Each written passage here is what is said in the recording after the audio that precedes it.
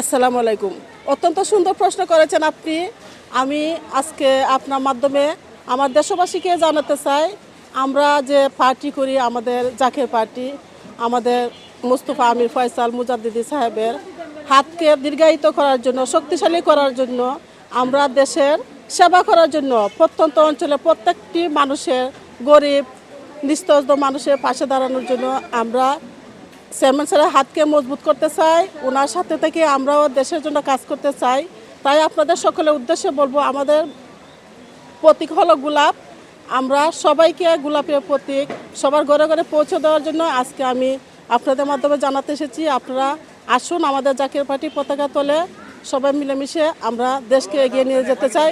আজকে দেশের সংকটকালে অবশ্যই আমাদের জাকের পার্টির পতাকা তোলে সবাইকে আসতে হবে। আমাদের পার্টি হলো আদর্শ পার্টি। আমাদের পার্টিতে কোনো দাঙ্গা নেই, হাঙ্গা নেই।